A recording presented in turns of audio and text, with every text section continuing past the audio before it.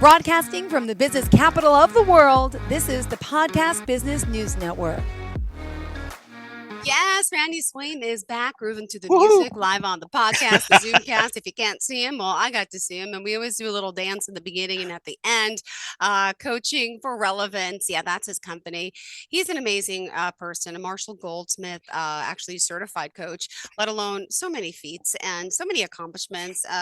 It's ongoing. And what are you trying to get a degree in now? Not that you have like not enough, let alone your pilot's license. Like what else? What are you getting right now? Well, right now I'm finishing up my certification in neuroscience to understand how the brain works and decision making and all that. But also, I'm uh, I'm still continuing some PhD work on the Amazing. essence of bringing neuroscience to sort of psychology efforts and all. I was working on it overseas, but it was hard. Nothing bad about the universities or anything there, but it was just hard to have conversations. So I'm bringing it back to a U.S. University here where it will be easier to Beautiful. have those conversations. So that's all the parts that I'm working on in addition to everything else. And what type of pilot are you? How do I say what type of pilot you are? You A good hold. one, a good one. No, What no, type of license do you hold? I'm, How do I I'm, describe it? I'm, I'm a jet pilot. I have my airline transport certificate, and I have two type ratings on it. In order to be a pilot in command on a given jet, you have to be type rated on it, trained and certified on that airplane.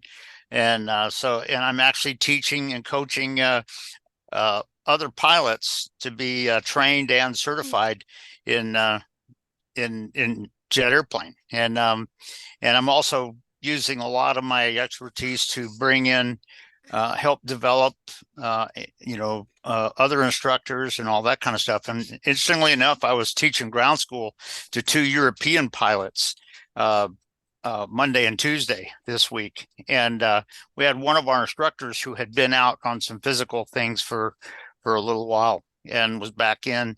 And at the end of the circle, at the end of the second day, he was in the back of the class and stuff. And at the end of the second day, I was sort of humbled because he said, "You know what, you did great."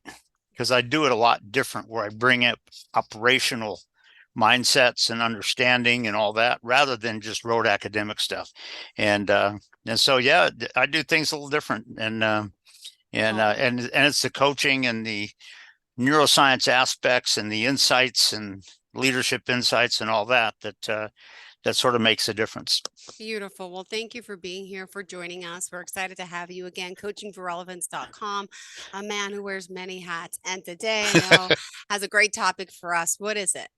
Well, what I thought I'd do is, because I know in the last few weeks we've sort of talked about leadership just generally and connecting with your people and all, but I thought I would take it to a slightly different angle this Go week, ahead, do and it. and that is kind of focusing a little bit on the concept of strategic planning. Okay. When you're having to create the strategic focus and develop the strategic plan for where your company or your team is going, and how are you really going to get there, and things of that nature. It's very aligned with my organizational maneuverability concept as well. So that's sort of where I thought I would take it. And there's been a few times in my career where I've had to kind of do something that applies some of the insights that I'll sort of Hmm. throw out just in a general sense here.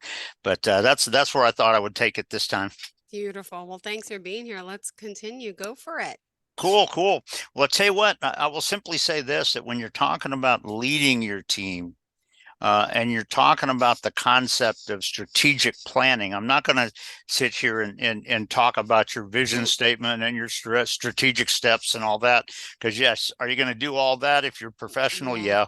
But there's a mindset, and I've kind of brought it out in a couple of previous shows over the last 8 months to a year, that brings out some of the insights as well. But one of the things that I kind of throw out is, if all you're doing when you think about leading your team and when you think about devising your strategic picture, your strategic action steps, Hmm. your strategic plan for going forward. If you do it all and then you come to your people and you just tell them, this is where we're going, this is what you got to do, and all this kind of stuff, That's not leadership. And Mm-mm. interesting, because what you can do is disconnect your people and get in a sense where they don't believe you in a real sense going forward. And the other part of it too is when you talk about interacting and leading your team, and I know I brought this up a few times along weeks over the last year and everything, but a lot of times the people that are more aware of the Yeah. risks and the threats that are coming in and things of that nature are your team members when they're at the point of attack trying to get something done. And so one of the things that I tell people you have to realize is when you're leading your team, do you want to sort of catch a little bit of a vision? Yeah, but also make sure that they have a clear insight onto what that vision looks like for your team. And also as they're thinking about it, but also as a leader, are Yeah. you having the kind of conversations with each of them really individually to a certain extent, where they are able to open up with what they see as concerns, what Yeah. they see as their risks, what they may have some things that they're not sure about that you don't know unless they tell you. And if they're out there, if you have members on your team when you're not there and they're telling each other their frustration with it because nobody knows, my fear on this, or my Mm-hmm. disbelief, or my lack of vision on this, or whatever, that can hurt what you're trying to accomplish. So if you think about it, when you're talking about your strategic plan, there is a sense where it's very important that you have those conversations with your people, and many of them individually. And some of the questions that you might ask would be, from your experience with where you're going in part of this, what do you see as the key threat? And you know what? Very often they may come up with something that you didn't even see, or you didn't even perceive, or didn't think about. And you know what? You sit there and you go, oh, yeah, you know what? Thanks for saying that. That's a good point.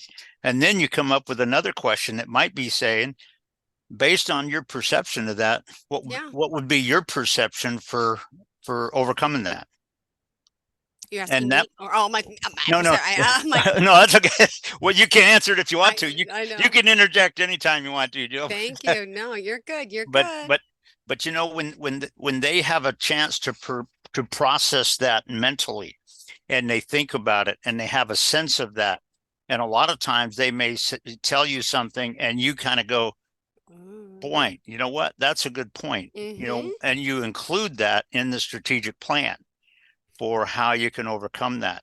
So it's not just a narcissistic sort of approach of me just coming up with this, and my boss is patting me on the back for coming up with it, and then I dictate to somebody and tell them what to do. But it's me coming alongside them and helping them get a sense of what their vision is that they need to do to make this all happen, but also becoming aware of some risks or some fears or some threats that perhaps I didn't even know about or didn't think about. And so when you're talking about leading your team, particularly in a strategic concept like that, sometimes, again, and I've said this routinely, kind of thing, that sometimes asking the right questions is what a leader really does. And it's not like I'm stupid, so I need you to tell me what to do. No, it's not that at all. But it's asking the right questions to get your people processing and pursuing and all of that. And that's a key point. But what that also does is, as the team starts to move forward in this initiative, perhaps on a day for an hour that you're not specifically there at that moment, they come into an unexpected threat. And if they processed it well, because you guys have had the good conversations before, they know what to do, and they can get over it and move forward. And so it when you talk about leadership and you're really talking about developing your team, That's a key part of it. And one thing that I will throw out to some people is simply this, that when you talk about those conversations, you got to realize that those conversations a lot of times need to be had even before you get to that clarity of vision on the strategic plan, because it's an aspect of development. And I think I shared this on a previous show probably some time ago when I was a site manager at Griffiths Air Force Base. And it was interesting because I could see we had a team meeting. We had 11 people working for us. Basically, we had myself and another 9 pilots, and we had an electronic warfare officer, and of course we had a few maintenance, about 3 or 4 maintenance people as well. But we had a team meeting this day, and at the end of it, I could hear the team, and they were kind of exploring with each other an idea and concept. And most people in today's world would say, well, I'm the manager, I got to be involved in this, I got to kind of go in and talk and all this kind of stuff. But what I did is I could tell they were kind of going in a good direction because of my vision as a leader and as a manager and as a contract rep and site manager. What I did is I let them explore in their minds for a little bit on their own as they talked like this. And there was one time when a guy that he and I were both F4 qualified people, as he and I were both backseaters, instructors in the F4 Phantom in the Air Force in the Guard. But he was going over to sit down to jot some notes on what they kind of came up with. And as he sat down, he sort of froze because he realized our boss is here. And he froze and he looked over at me like this. And all I did is I nodded my head and I winked at him. Yeah. And he sat down and made some notes and stuff. And we had some discussions and I, kind of pointed them out that it was a good direction. And I'm very comfortable leading the team in that direction. You guys came up with some interesting ideas and no two ways about it. And then we talked about what would be some of the risks that we might not expect and things like that. But you know what, when you're talking about strategic planning and you're talking about true leadership, very often it's not just about me creating something and creating some steps and then telling you. I've seen people that were just, narcissistic managers before, that their whole thing was tell them what to do. And if for some reason they don't get it done, you either attack them or you come up with excuses. Well, it should have been this way. Well, it wasn't. The different factors came in on scene.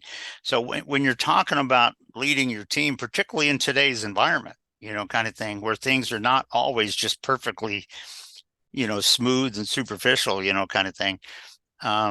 You got to be aware and help your team be aware of when unique factors come on that maybe nobody expected. And can they make good processing decisions to do that?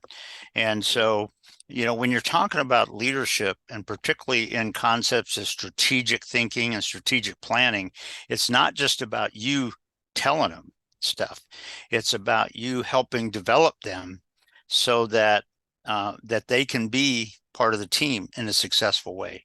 And now, if you have somebody that just wants to dictate themselves to everybody else, that's a problem. And your company probably hired the wrong person, kind of back then.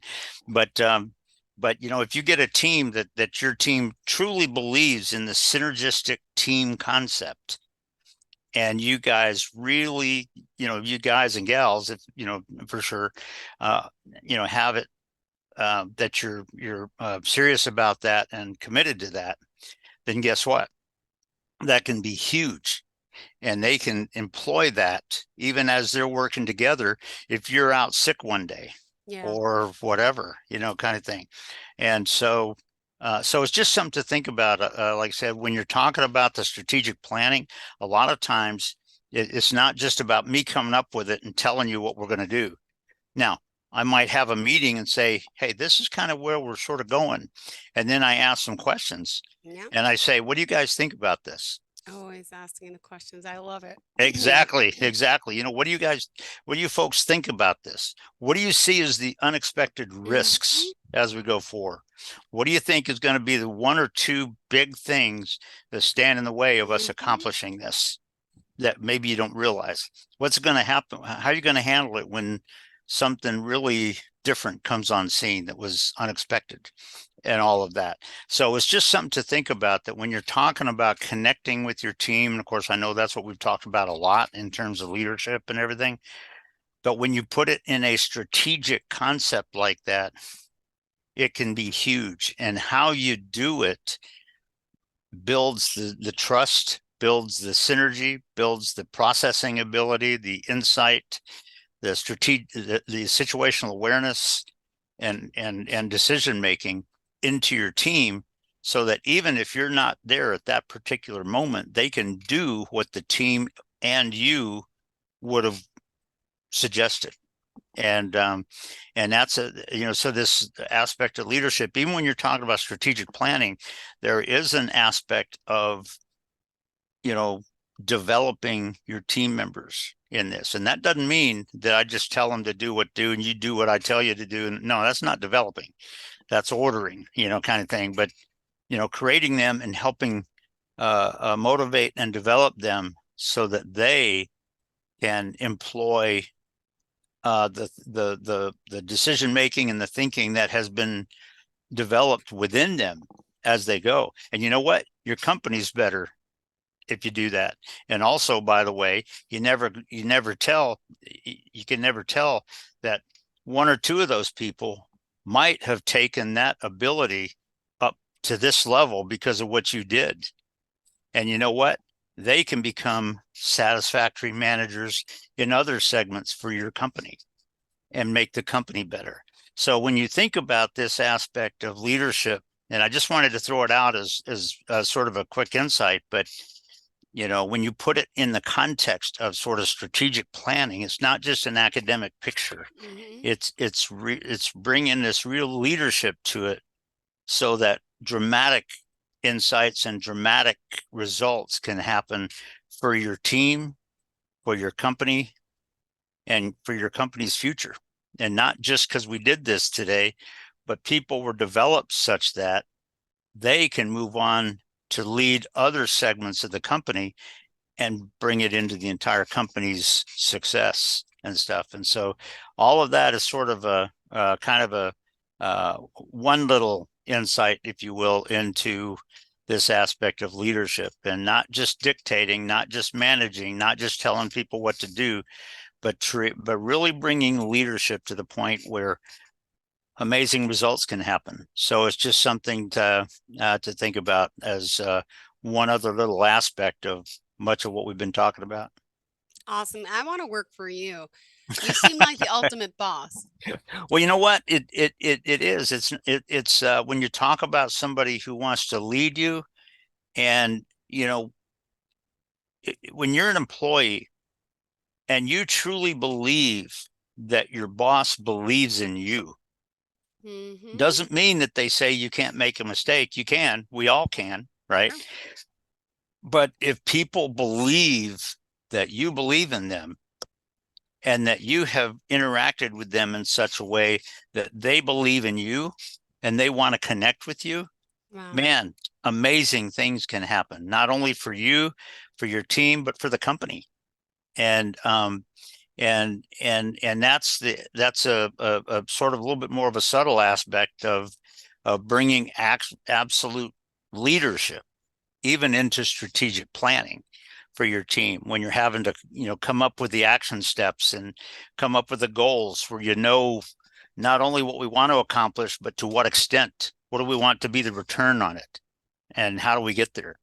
And a lot of people in our society today tend to say, I'm going to see if I can manipulate people. That's not getting it done. You get it done where you reach out and you do it in such a way that those results happen. And when you connect with people and they want to join you, or they want to do this, or they want to help you accomplish this, or whatever, that's very, very different. But that's leadership, not management. That's bringing a leadership facilitative perspective to really bringing the results and the potential of your team to a higher level.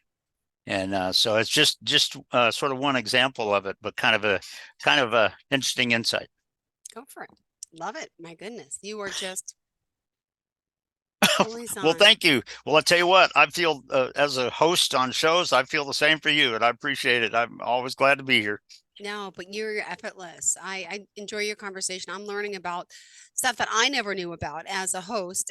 Learning, I mean, from someone like you, it's pretty fascinating. And you continue with your work ethic, your education ethic, your it's just your purpose in life. And you're the guy who says you're never going to retire.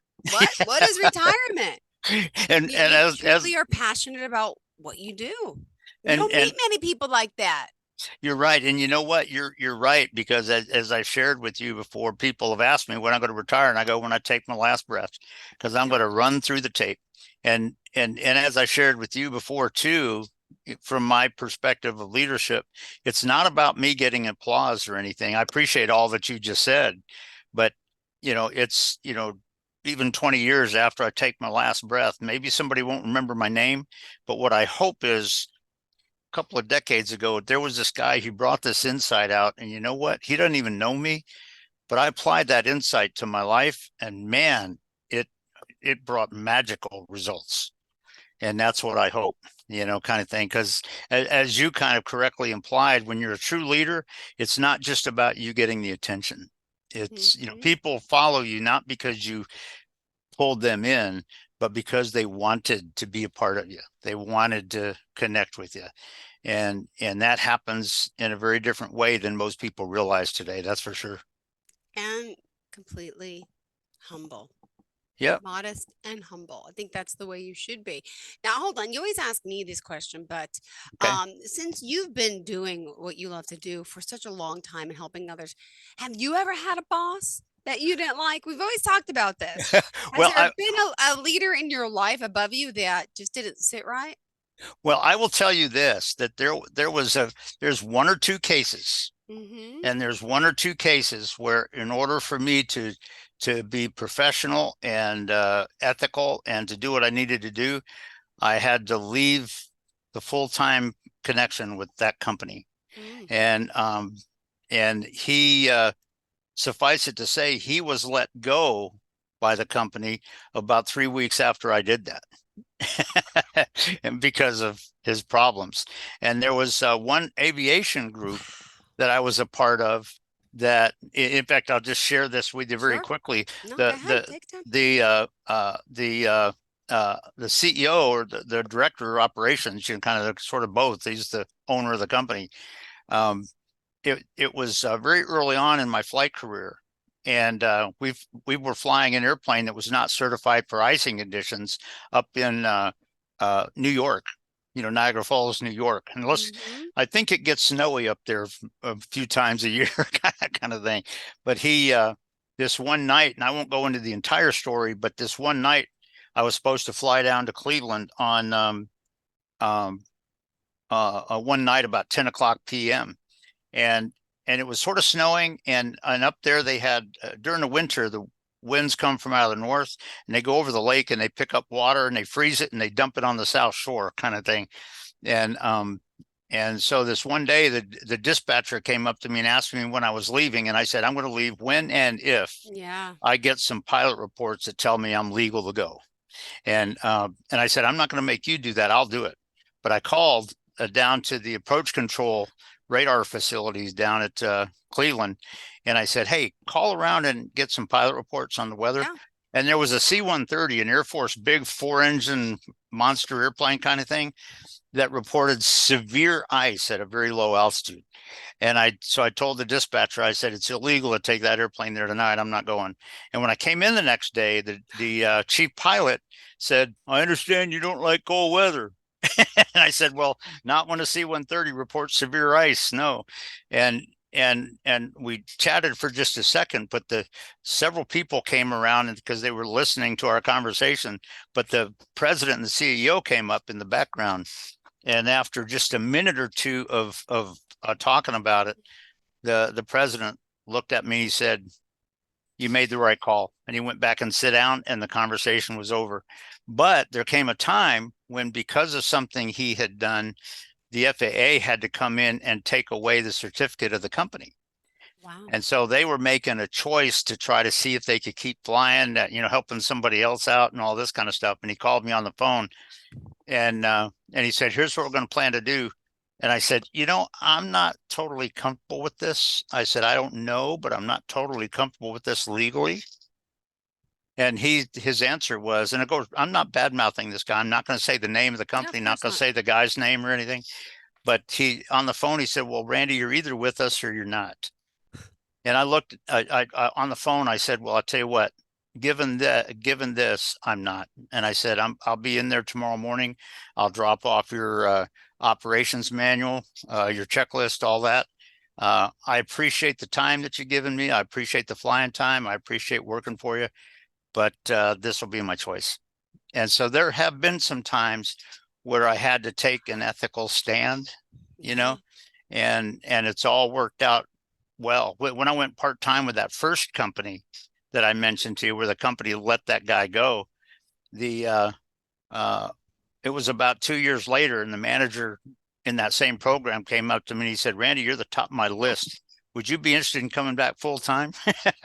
And I sat down, I said, well, I'll tell you what, let's talk about it for a second. We talked about with my coaching certification and all of that.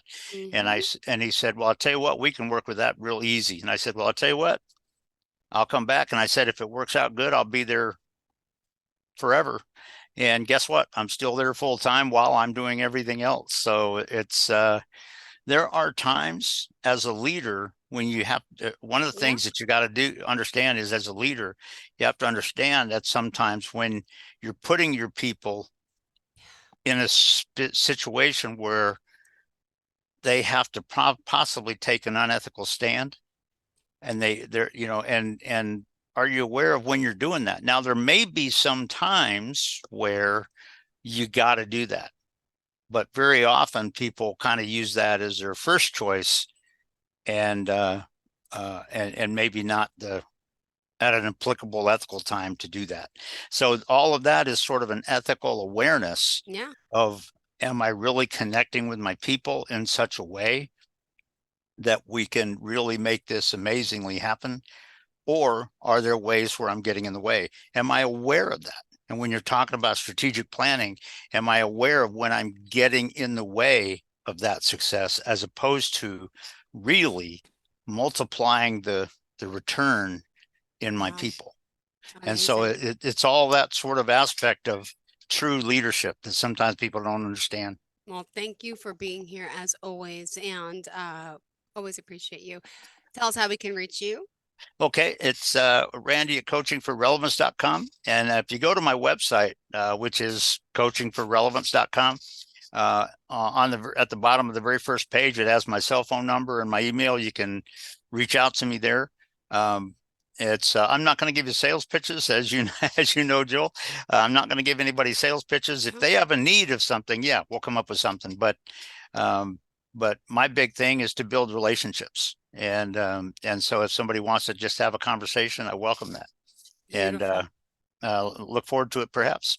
All right. Thank you so much. Looking forward to it. All right, Randy, pleasure having you back here again, as always, Coaching for Relevance. And you have a great, amazing, supercalifragilisticexpialidocious. I love it. I love it. All right. Thank you so much. I have little kids. We just watched Mary Poppins last week, so it's fresh on my mind. But you're awesome. You get it. You're good with the flow. Are you looking for even more of the podcasts and hosts that you love? The Podcast Business News Network is proud to announce that you now have even more ways to listen live. Check out the MyTuner Radio, online radio box, and Simple Radio apps on iOS and Android, or find us online. Search for Business News Network on mytuner-radio.com, or search Podcast Business News Network on streama.com and onlineradiobox.com/US. Take your podcast on the go and don't miss a minute of the action.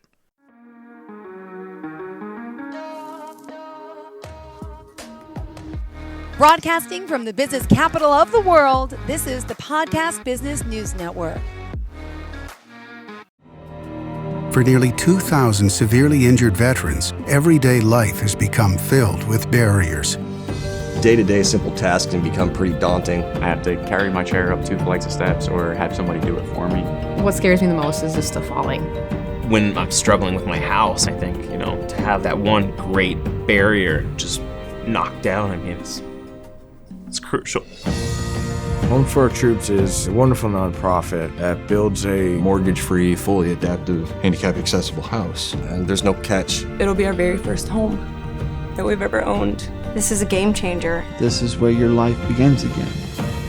We need you to join us in completing this important mission. Please visit hfotusa.org and help build homes and rebuild lives. Because of you, everything's going to be okay.